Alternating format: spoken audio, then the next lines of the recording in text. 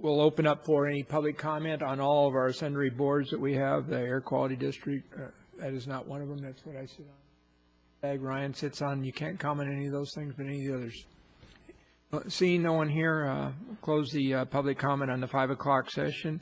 And Mr. Attorney? Yes, Mayor Pro Tem Butcha, we need to go into closed session to discuss potential litigation, 2 potential cases pursuant to Government Code 54956.9b. And the record should reflect this is a regular meeting not only of the Council, also of the Southern California Rail Authority, Airport Authority, Water District, and Redevelopment Agency. And we'll adjourn at this time. In this session of the Victorville City Council meeting, we'll start with an invocation by Pastor Kendall White of the High Desert Seventh-day Adventist Church, followed by the Pledge of Allegiance from the Police Chief Reynolds.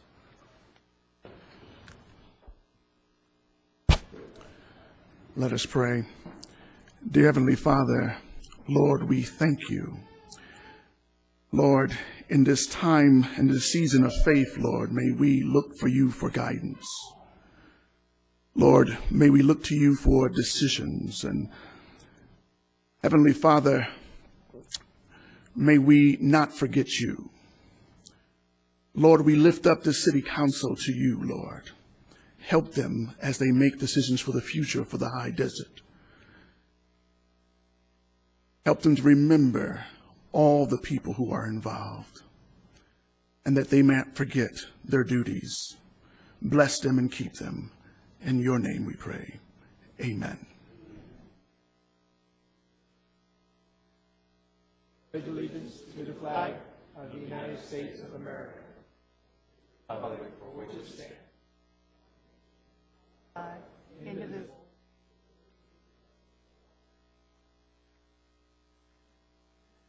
We'll have a presentation for Recycling Week, and I'd like to have Ro Ratliff and Marissa Fratt come up and help me, please.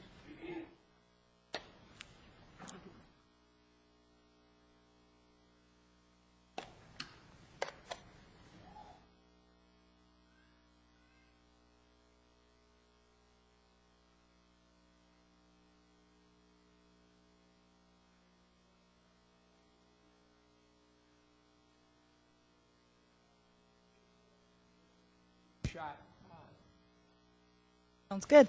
Okay, I'm Ratliff, and I work for the City of Victorville's recycling program. I'm really excited to be here tonight and to be here to present these awards, help present the awards. I want to tell you I've had a really great opportunity working with many of the Victorville schools during this 3rd annual Victorville Recycles Week, and it was really great to go to the schools to meet so many of their staff and students, teach them about recycling, and to see all the things that they are doing to help make our city such a great place to live. To tell you a little bit about Recycle Week event, schools were set up to participate in specific recycling activities during the first week of November. And this was to raise recycling awareness and to earn as many points as possible for a chance to win much needed funds for their school. It was really amazing to see them participate in classroom recycling presentations, recycling assemblies, where they had a blast playing the Clean Trash Relay game, and then they participated in recycling drives to collect bottles and cans, and they also collected old athletic shoes and newspapers. And then it was exciting to see them actively participating in the poster and recycled sculpture contests. Just to give you a quick idea of what we accomplished in our schools, citywide during Recycle Week, 21 Victorville schools, kindergarten through 12th grade, participated in Recycle Week activities. Over 4,600 students were taught about the recycling program by the city recycling program in their classrooms or at assemblies, and then approximately 750 posters were received, and several very creative sculptures were brought to City Hall. 1,255 feet of old athletic shoes were recycled, and 14,406 bottles and cans were redeemed for cash, and all of these reusable materials were diverted from going to the land. Yeah, awesome. At the end of Recycle Week, schools brought posters and sculptures to City Hall and final Recycle Week reports, which were submitted to the Recycle Week Judging Committee. Because of this, we are here tonight to recognize our Recycle Week 2009 winners. Okay. To begin, we would first like to thank Vertec Waste Industries, who is the recycling hauler for the city of Victorville, and for sponsoring the funds for many of the awards tonight. And here to help us present these cash awards, I would like to introduce Mike Aragon, and he's going to come up here with us, and he's the Vice President of Vertec. So thank you very much, Mike, for being here with us tonight. Okay. Our first award tonight goes to our Top Points Recycling School. This is a $500 award sponsored by Vertec. And I will tell you, this school was very creative and dedicated recyclers. Not only did they participate in every points earning activity during recycling, they also collected many extra items to recycle, such as CDs, DVDs, Capri Sun packets, VHS tapes, cell phones, ink cartridges, and made all of their Recycle Week advertising on old white sheets to reuse next year instead of making posters out of paper. Let's give a hand to our most excellent recyclers, our top points winner, Vista Verde Elementary. Woo! Good job! Woo!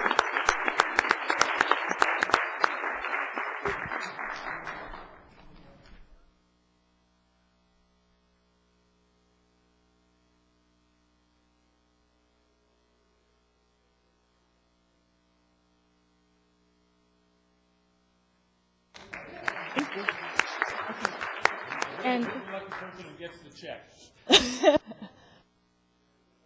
right, I raised my hand. Great job. Okay, we will award 3 schools. These schools were selected as random drawing winners.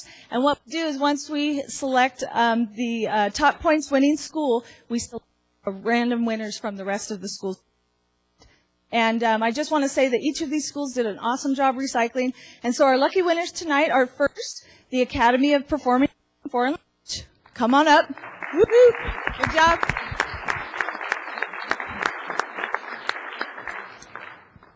Our second school tonight.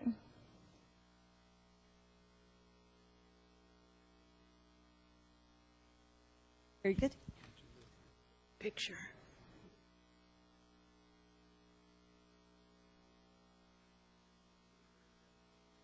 Got to get this down to a science. Congratulations. Congratulations. Okay, our second winning random drawing school is Village Elementary School. Very good. Thank you. Congratulations.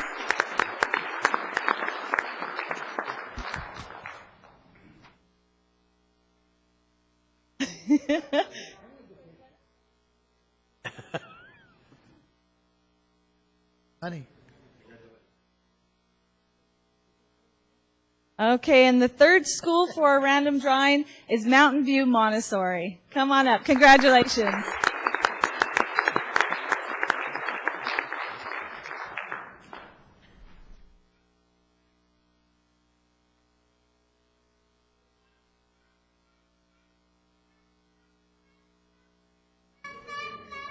And I hear that, baby. I don't hear you. Congratulations. okay, the fifth award tonight goes.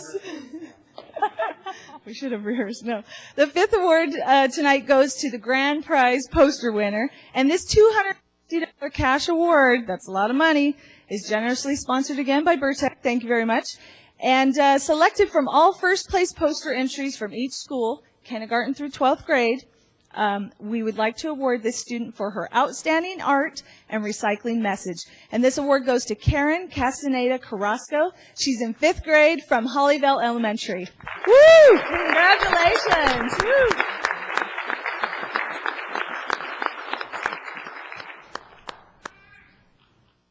And just a note, their winning art is on display in the foyer. Okay, and then their winning art will also be displayed in the Mall of Victor Valley the entire month of December, so congratulations. Okay, our sixth award this evening goes to the grand prize sculpture winner. This is also a $250 award sponsored by Vertec, and selected from all first place sculpture entries from each school, kindergarten through 12th grade. This student has been selected for his awesome art made from recyclable materials. We'd like to invite Josiah Battles, who's in 5th grade at 6th Street Prep, to come on up. Good job.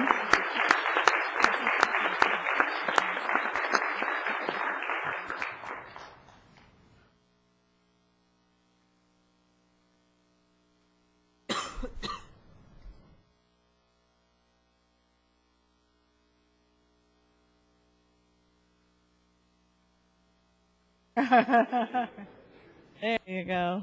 Very cool. Okay, the 7th award tonight, we're almost there, is the CRV Award. This is the California Redemption Value Award, which goes to the school that collected the most bottles and cans during Recycle Week. And Recycle Week was November 2nd through 6th, and this award is sponsored by a grant from the State of California Department of Conservation. I have to tell you a special thing about this school. They have not only raised over $4,000 from recycling bottles and cans over the last 4 years, but they have also donated almost all of it to the Ronald McDonald. So we would like to award the Academy of Performing Arts and Foreign Language. Congratulations. So awesome.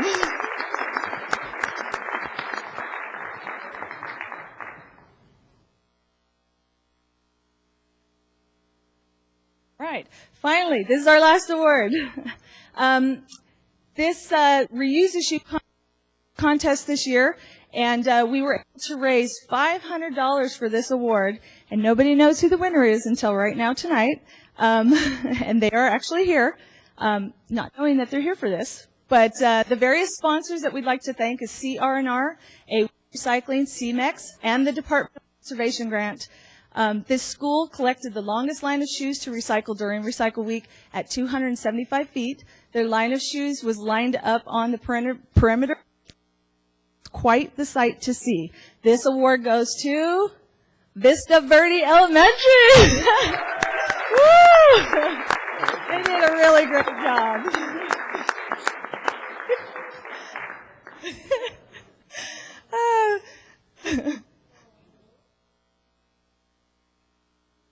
Thank you. Wait, don't we need... Picture.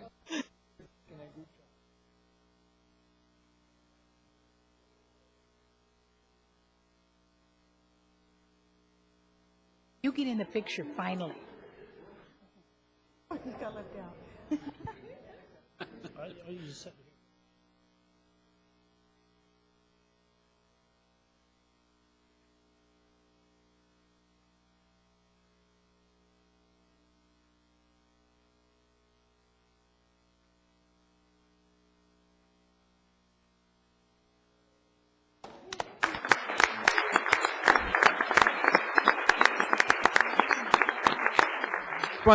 I just want to say, as a former teacher, obviously I'm extremely proud of the participation all levels of the schools do in this community. That is incredible. The teachers, the schools, and the students, especially the students, they're the ones that are going to pass it on. But I also have to say that we have one of the greatest partners in our waste management in this valley in Vertex, and they are there for every program we have. So they're an incredible partner, incredible company. You know, for the complaints that come in, you know, usually it's for law enforcement or some of the other things. You know you're in trouble if you got complaints coming in on your trash collections and things like that. We never get any complaints. That's how good they are, and most cities can't make that statement. So thank you, sir, very much, and thank all of you.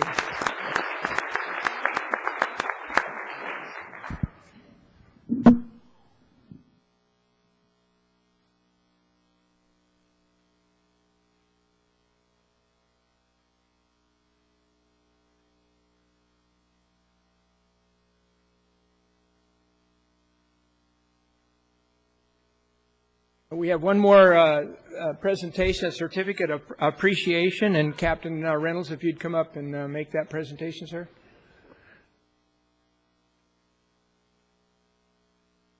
You might have to turn that on. I'm going to stand over here so I don't turn my back to anyone. Roberta Acevedo, would you step forward, please? I'm very proud this evening to recognize Roberta Acevedo for her efforts.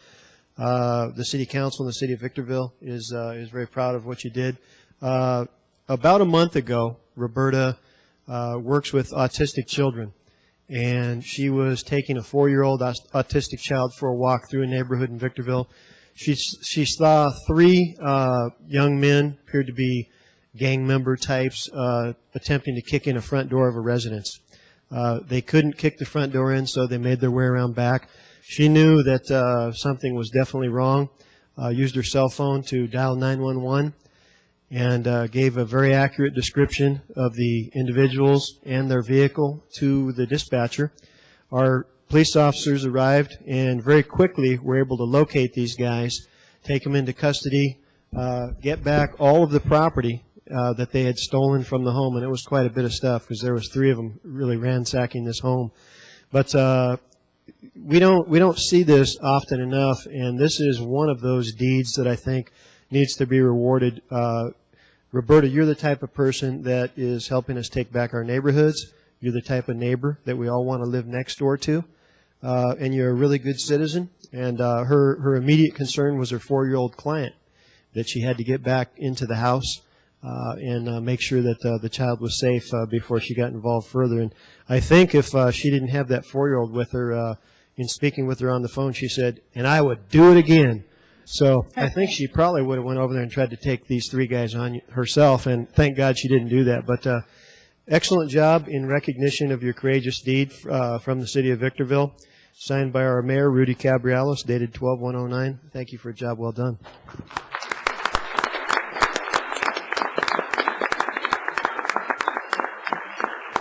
I would just do it again if the opportunity came up, and hopefully it doesn't. But if it does, and I'm around and have a phone, then I'll make the call.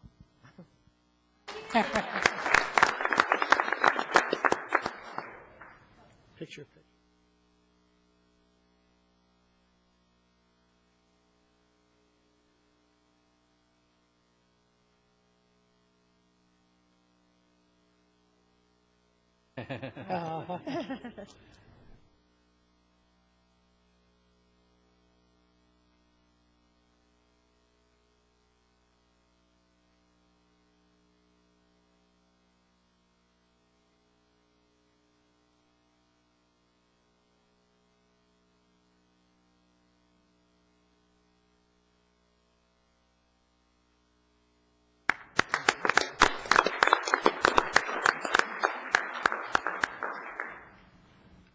That concludes the presentation portion. Now we'll now go into the public comment.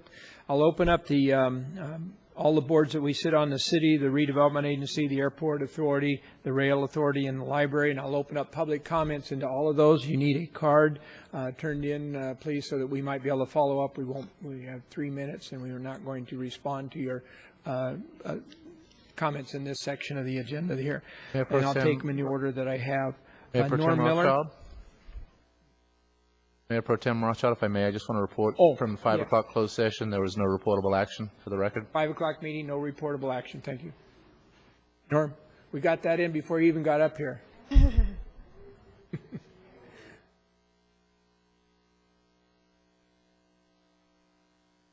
Mayor, council members, my name is Norman Miller, and I was thinking about something the other day, and the way things have been going a little bit, I wanted to bring it to mind. In the past, I know that, as I understand it, you've been having 2 weeks of vacation every Christmas holiday time. And I was thinking about the problems we've had in the past with laying off employees and everything else. I was looking at the warrants, and I see that it costs about $1 million every 2 weeks for employees' salaries. So if you leave off these employees again for 2 weeks, that means you just threw away $1 million with no return on it. So it may be, with the situation the way it is today, with the economics and everything like that, maybe you should relook at that or decide to do it a different way. And just one other point is, it looks like it's getting a little hot in the kitchen. Thank you. Next card I have is Raymond Herrera.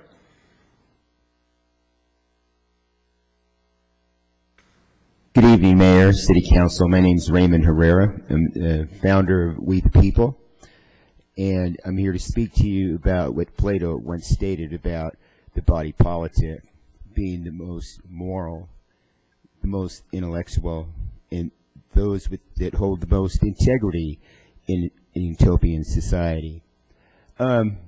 Recently, I've been politically active here in Victorville, and actually all the way across America. One of your predecessors has been out there also, and I don't find him so moral. I don't find him to be a mere reflection of this city council. And he's also a sitting school board member. And I find that people like Felix Diaz is what's wrong with this society, what's wrong with our schools. Felix Diaz does not address the issues when he's talking to me about what's politically correct or not. He obviously likes to play the race card, and he's accused me of many different things.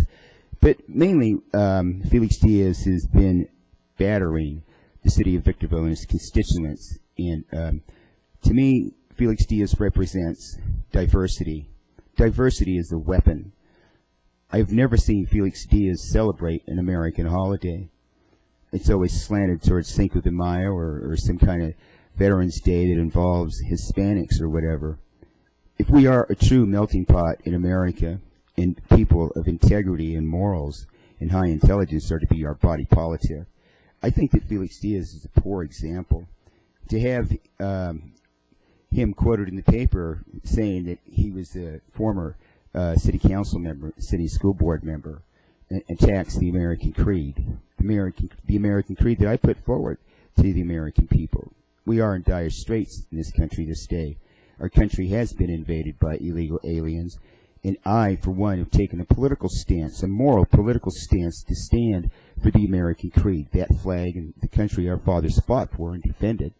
Felix Diaz is out there, and like I said, if he's a mirrored reflection of this body politic, then it's a pretty pathetic city. God bless. Next card I have is Robin Haviston. Robin Haviston, Upland. Vidston, Robin Vidston. Say that again, ma'am. Vidston, the H is silent. Oh, the H is silent, okay. Yeah. I, too, wanted to address the issue of school board member Felix Diaz. I would like to make 3 points. And first of all, we are here to just encourage voters to consider not casting a vote for Mr. Diaz in November 2010. First of all, there were not very many people at the October 15th Victor Valley Union High School District meeting. The test scores of the district were reviewed, and my jaw was on the ground. 40%, 50%. The overall score for English was in the 50% range. Now, I'm going to dovetail that with a school board member, Felix Diaz, who in September advocated for Spanish billboards in the high desert, in Hesperia, in Apple Valley. Why was this school board member in the newspaper, he was on TV, advocating for Spanish language billboards when the student scores are in the 40% range in English? Secondly, I would just like to see a school board member that promotes the American culture. Again, a school board member who says, you know what, let's get these English scores up in this district. We have information here on a flyer if any voters are interested. Again, we're asking for voters to consider not voting for Felix Diaz to be reelected to the school board. On Monday, the San Bernardino Sun ran a front page article on Mr. Herrera and his activism. It focused a lot on his service in Vietnam. I'm going to leave this with the city council members to read. And in this article, Felix Diaz wades in, the school board member, chastising Mr. Herrera, saying that he's a self-hating You have individual. about 15 seconds. Okay. Of your 2 minutes. And again, we're just here to encourage people to study who Felix Diaz is. We do not think he's good for the school district. We want to see someone that promotes the American culture and someone that will get those English scores up above the 40 and 50% range for the students in the Victor Valley Union High School District. Thank you. I have one more card. Now, there's 2 items here. Michelle Medina, are you on public comment and then number 12 later on? Or just number 12? You want to speak now? Okay. Then you want number 12 as well? Oh, okay.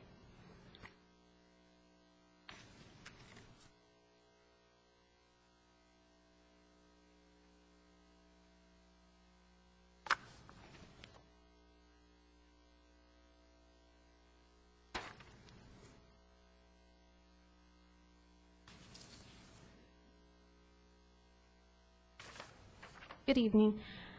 I have, actually, there's 26 pages. They're all different. Yeah, there's 26 pages for the council to thumb through if possible. Basically, Mr. Rothschild, back in 2004, 2005, back when you were mayor, we put this ordinance together for... Would you pull your microphone down just a little bit? There you go. Sorry. Back in 2004, 2005, we put together this ordinance for the Section 8, for the rental, all the issues as far as investors, if they're renting a property, they have to get a business license. If the police are called numerous times, they're a nuisance, they lose that business license and need to get rid of the tenant. And on this particular, the papers that I've given, there's 26 letters from the HOA, and I'm on the board of the HOA. These letters are going to both the tenant and the owner. I've contacted the owner, who's clearly told me these people are on Section 8. Police have been called just since October 28th, 6 times. Captain Reynolds has been out there for them riding dirt bikes through our park. I have letters from the HOA that they're costing us. They're breaking the fence in our park. It's a private park. Riding their dirt bikes through the park, causing damage as far as the grass, the trees, and things like that, which is costing the rest of the homeowners. However, these are renters, and the owner's not doing anything about it. This goes back to the issue back when I used to come and talk to the council about the slumlords that are not doing anything about it, and basically it's bringing down the community, the neighborhood, and how are we supposed to go about with this ordinance if nothing's being done? I mean, tonight I checked my email list, and I have over 800 emails to George Duran just on rentals, Section 8, and front lawns, the maintenance.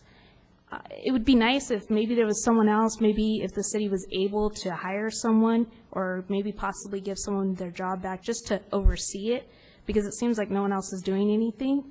And I've been doing this for the city since 2004, even while I was working down the hill, working 60-hour weeks. I still find time to do something like this just because of the fact that I live here. However, not much has changed. It seems like the only person that's doing anything or bringing up anything is myself, and that's all I'm seeing. And I'm sure I'm not the only person that lives here, but the people that I do talk to within schools feel the same way. A lot of people are just really don't want to say anything, don't want to do anything, and that's just not my personality. So I'm just asking the papers I gave, they're for you. I have my own copies. If you can just please do something, more so than just have an ordinance that has holes, basically. Your time's running out, but let me make sure I got the question right. It sounds to me like you're saying that you would like the city to consider a overlying coordinator of the business license program and the response into the Section 8 and rental housing. Is that the thrust of your comment? That's part of it. I mean, if that's possible, that would be great. We'd offer someone else, maybe within the city, their job back or something like that. However, it seems like it needs to have someone oversee it. All right. It doesn't seem like much is really being done because I've taken pictures and things from the past are still the same. Time is up. I get to gesture your conversation, and we will get I get a response back out to you. Run it through the code enforcement and the proper department. They're here, and we'll get back at you on that comment. Right. Thank you. That's all in my public comment section. Anyone else before we move on to the regular agenda? I got one card from Norm Milmer for number 4, but other than that, okay. We'll close the public comment section. We'll move into the regular agenda items. Agenda item number 1 is the library, excuse me. We've done number 1. There's no revised agenda, so I'll close the library agenda. Nothing more to be said there. Moving on to the Southern California Logistics Rail Authority and the Airport Authority. I'll turn that over to Mr. Caldwell, who's the chairman of those two boards. Thank you, Mayor Pro Tem Rothschild. There are no other items for either the Rail Authority or the Airport Authority other than to acknowledge that both of those agencies will be adjourned to a workshop Tuesday, December 8th, 5 p.m., these chambers. That would conclude both the Rail and the Airport Authority. Okay, moving into the redevelopment agency, item number 2 is the revised, any revisions to the agenda? Nothing. Going into the written request communications here, we have a request to affirm the authorization to execute a purchase agreement, and you have the attending documents there. The amount of this purchase agreement, and actually 3 and 4 are philosophically connected, even though they're different in some sense. But any questions on number 3? Entertain a motion to... I'll move authorization of the 3 items. Second. Been moved and seconded.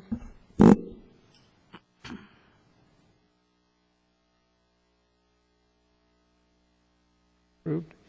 Item number 4 is a request to award contract to KNC Construction of Hesperia for the rehabilitation of these properties under the same state grant, and there's that federal grant and as well. And I'll entertain a motion to approve award the contract to KNC Construction. So moved. Second.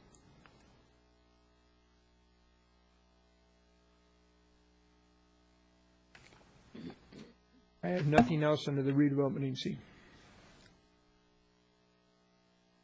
Moving into the Victor Valley Water District agenda. Item number 2 is any revisions to the agenda. No revisions. Item number 3 is a request to authorize staff to enter into a contract with Tyler Technologies for the implementation of the enterprise management systems, including integrated systems upgrades, basically our software and computer systems they're about 10 years old, which in the computer age is old. So anyway, it'll cost about $1.5 million, $1.55 million to be exact. Entertain a motion for approval. Can I ask a question? Yes. Are we going to eventually integrate this to our entire city, the new program? Doug, if you could. That's the intent. At this moment, we're focusing on the billing and the financial system portions of it, but as we evaluate that, we'll also be looking at rolling into other options that are available under this technology for essentially the same cost for all the other systems that we have citywide. It just depends on the timing of that. Right now, we just want to focus on those areas that have been problematic in the past. Be the water and not the finance? Would it be going into finance department also? It will be, yes, because that portion is also required in order to do the billing. Thank you. I think all the tools that they've got developed over the last 10 years probably integrates all of those departments a lot better than we did before under PeopleSoft. Okay, so we've got a motion. Excuse me, Norm Miller, and that was, I beg your pardon.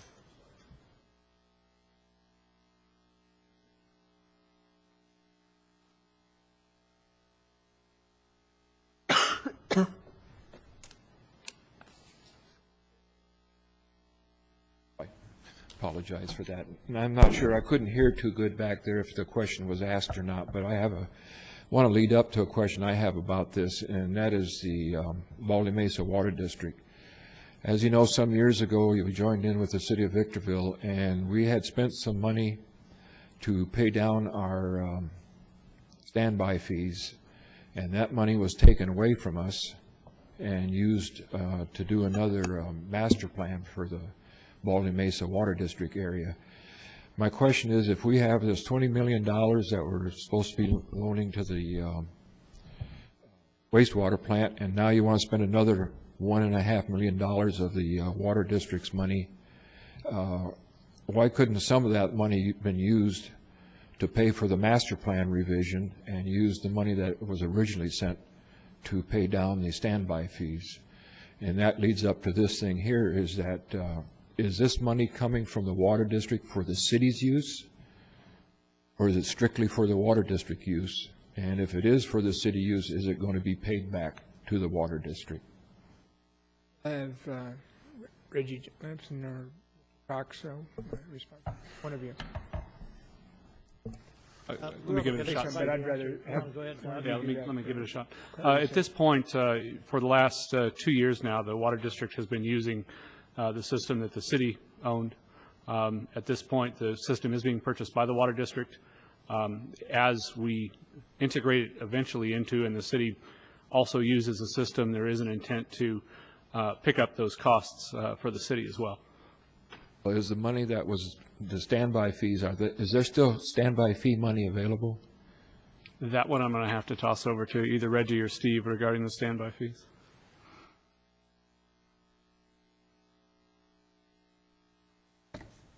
Standby fees are being used to pay down bonds and other indebtedness incurred by Baldy Mesa, just those standby fees that are collected from the former district area. Has the bond? Not yet. Is any of that?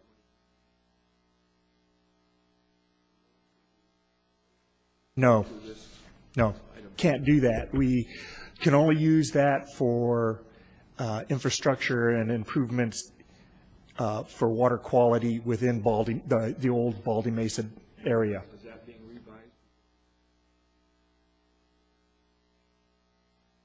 Well, actually, most of those monies were already paid for or used for the arsenic treatment.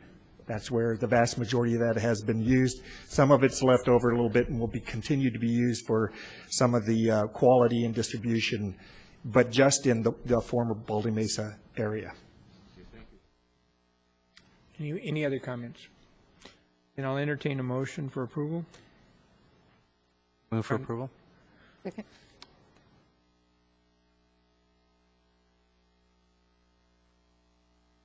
That completes the Victorville Water District agenda. Mayor Pro Tem Rothschild, if I may, just for the record, apparently due to a computer glitch, because you're sitting in Mayor Cabriales' seat, your votes are being reflected on the record as Mayor Cabriales', and I want the record to reflect that those votes are in fact your votes, just so we're clear for public entities tonight. It's just a Assume computer. you'll make that correction. Correct it later. All right. Correct it later, but any of the votes That's cool. are attributable to you. All right, that completes that agenda. Moving into the city council agenda. Item number 2 is a revision. Any revisions to the city agenda? Okay, moving on to number 3, the consent calendar. Anybody wish to withdraw any? For approval, second. Who's got a second? There we go.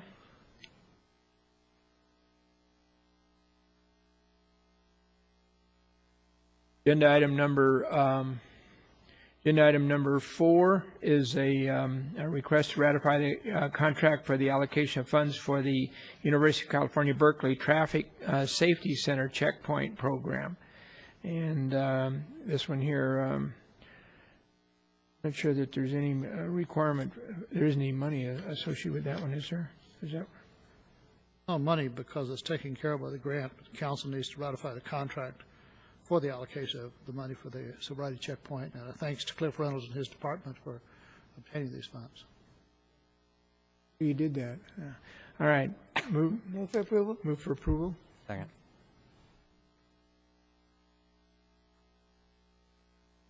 That's a yes.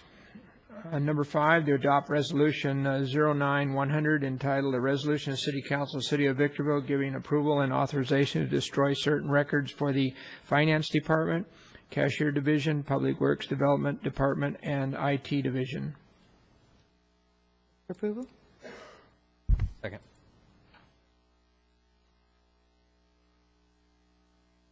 And companion item here, so to speak, number 6, request to adopt resolution 09-101, resolution for the City Council of the City of Victorville adopting a state California City Clerks Association local government records retention guidelines and superseding City Council Resolution 06178. Move for approval. Move for approval. Second.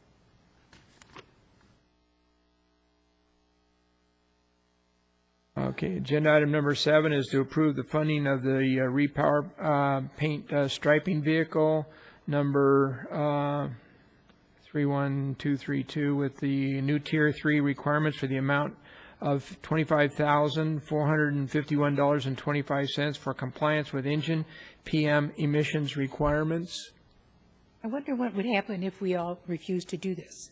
I'm going to make a comment after these things here. But I know my husband and I are really concerned.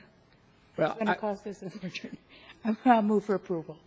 Yeah, in fact is we have no choice in the matter. I know. The sad That's thing why I is said the local air quality district has no choice. I'll second it just for the sake of cover because I sit on the air quality board.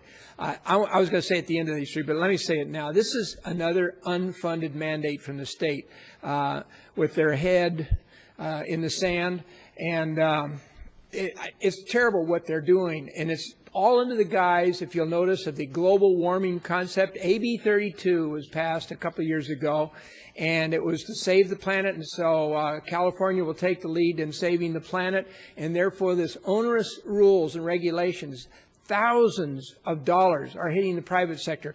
Now on our agenda here, we have items here that we have to change and fix, thousands of dollars to the local citizens in Victorville, and this is just Victorville. Count all 500 cities in the state of California doing this in multiple ways.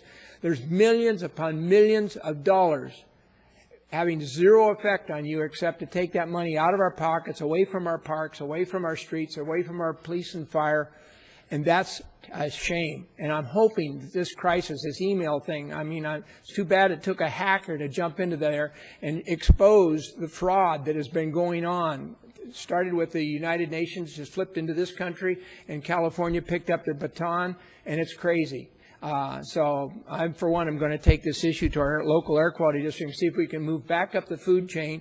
Senator Runner has certainly been one of the strong advocates in repealing AB 32. He initially hasn't said, let's just repeal it. He says, hey, put a stop to it for a few years until we get our economy going. I say repeal it because it's a non-issue.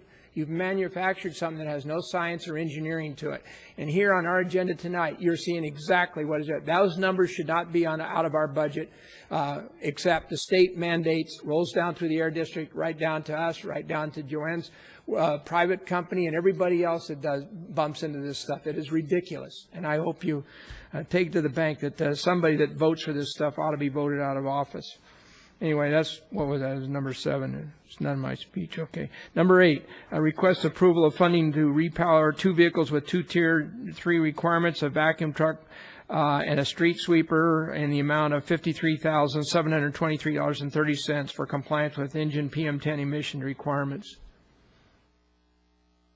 Let me move. I guess I'll have I'm not going to do this stuff. I do. Second. I hate it. And number 9, you request the authorization to execute the Memorandum of Understanding, MOU, authorizing the Greener Dawn to partner with the city, authorize the Greener Dawn, Inc. to prepare and submit the state admissions, state energy program grant application. It's probably a good thing to do, so I'll entertain a motion. Second.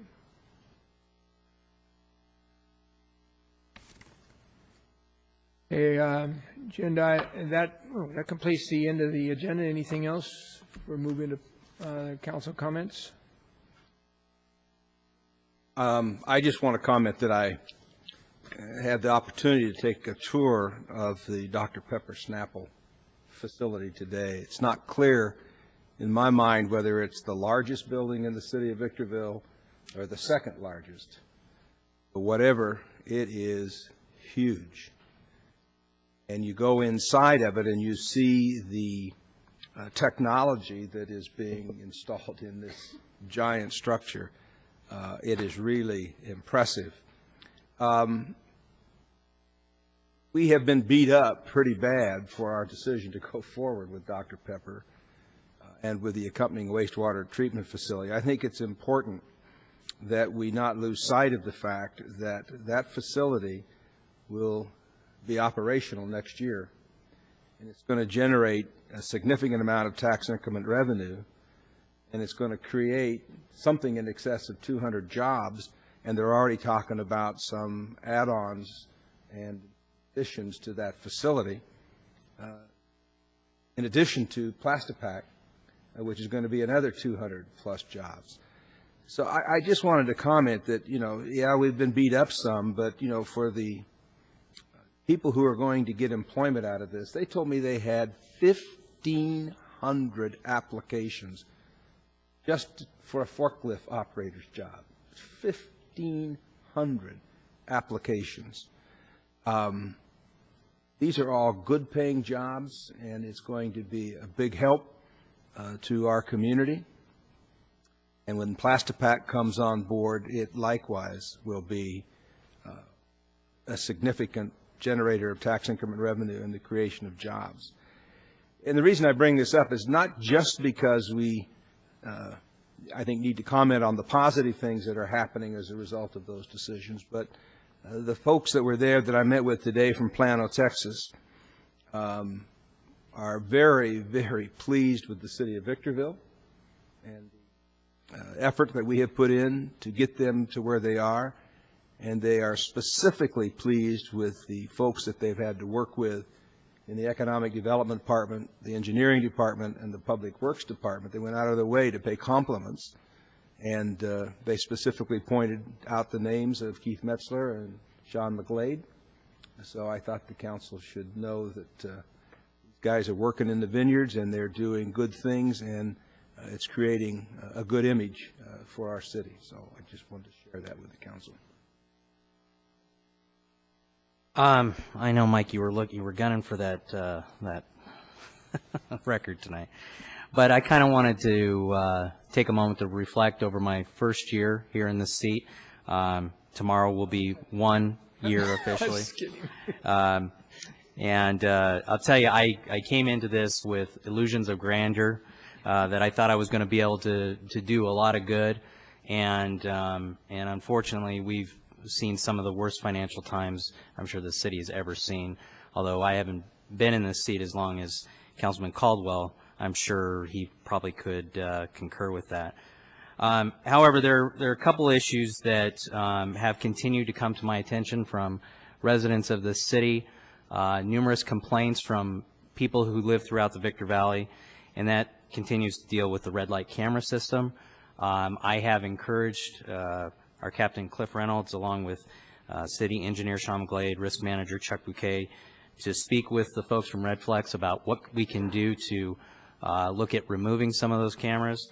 It's my understanding that those talks have kind of fallen apart, and that they're asking them to come back with some more options. But I think in the near future, this council will have before it the option of pulling out some, if not all, of those cameras.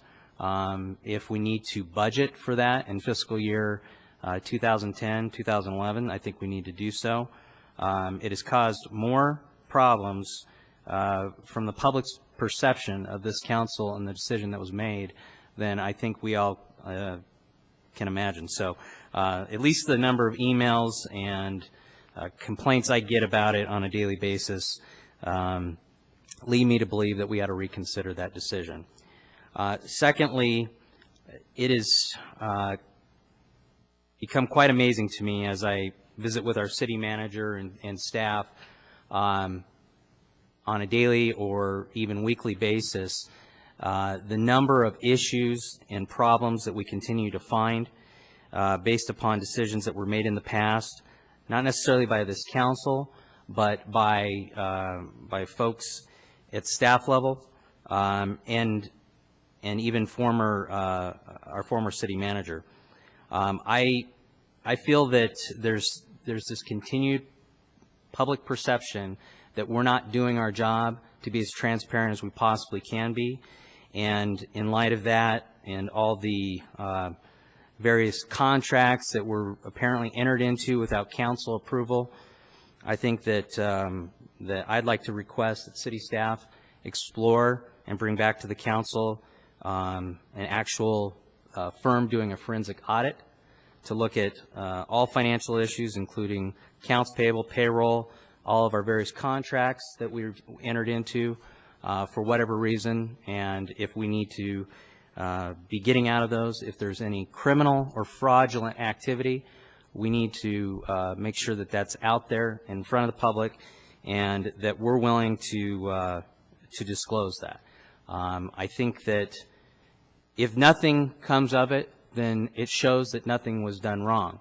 And not to put any discount on what our city auditors have done, but it's not their job to do forensic auditing. And I'm concerned that they miss things. And I think that and not things that they would normally look for. So in a forensic audit, those types of things are looked for, and that's what I'd like to request city staff bring back before us.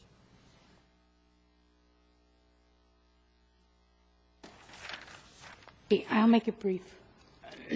I asked Carol Lee to ask Keith for a complete rundown of how much we've spent on the EB5 program, where the money came from, and what it was spent on. This is all for the workshop, by the way. Okay, thank you. And then also, I'd like to see the bylaws on the nonprofit part of this and what their budget is. But that's all for our workshop for the 8th of this month. That's it. Thank you. I wasn't going to make any comment, but I'll make a comment off of Ryan's request. I don't know what a forensic audit is. Quite frankly, I can tell you that having been on this council in excess of 20 years, Terry's the only one that's got seniority on me, and I haven't been involved in every decision here, but as I sit here right now, there isn't one single thing that I find illegal or in any way out of the normal sync of what we have been doing as business out in a legitimate front. If there's anything been secret, it's because there's contracts or deals that were being worked on, and the final solutions would have been detrimental to that project as such. If for some reason the council feels that we forensic audit for the sake of the public's feeling about how our decisions were making, that's fine with me, because I'm not sacrosanct to the point of, you've been on the council, you must be okay.